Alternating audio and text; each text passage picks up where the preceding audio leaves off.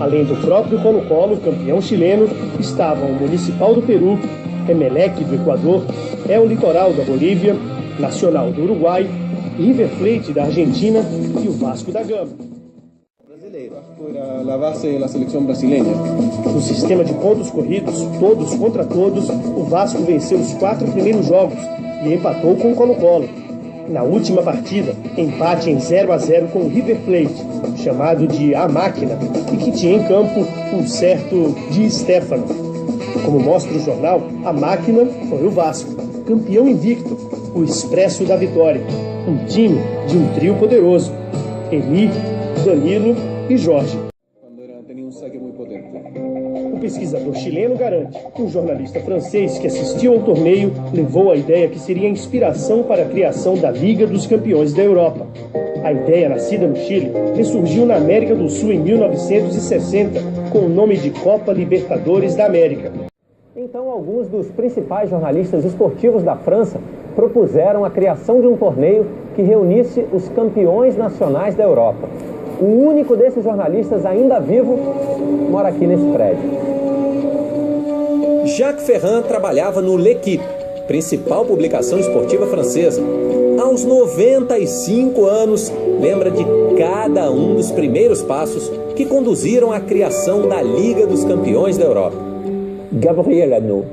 O jornalista Gabriel Hanot viu as manchetes dos jornais ingleses e disse: antes de considerarmos uma equipe a melhor do mundo, precisamos criar uma competição oficial entre os melhores clubes europeus. Aí sim saberemos quem é o melhor de verdade.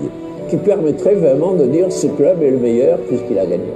A UEFA, recém-fundada, que resistiu à ideia de início, acabou cedendo à pressão. Immédiatement. A primeira é a FIFA. A FIFA cobrou da UEFA que entrasse na negociação para organizar o torneio. A entidade criou a Copa dos Campeões da Europa no mesmo ano, em 1955. Não acredito que haja outra competição que tenha sido concebida e realizada tão rapidamente. C'est-à-dire avec quelle rapidité tout ça a été fait. O campeonato foi inspirado no Sul-Americano de 1948, vencido pelo Vasco, e que nos anos 60 daria origem à Taça Libertadores da América.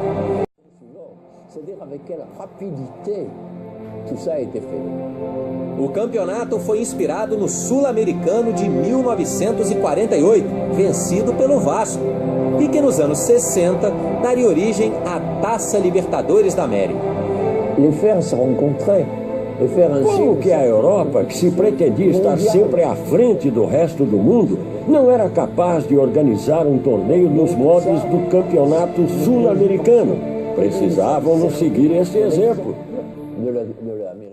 Santiago Bernabéu, a casa dos brancos, merengues, estrelados, galácticos, e sobram apelidos para expressar o orgulho por este clube, o maior vencedor da Liga, e que conquistou metade dos seus 10 títulos, ou seja, 5 nas 5 primeiras edições do torneio. Nosso futebol não era tão respeitado na Europa, mas no dia 14 de junho de 1957, o Vasco conseguiu a proeza de vencer o poderoso Real Madrid em Paris. Uma pequena taça para um grande feito naquela época.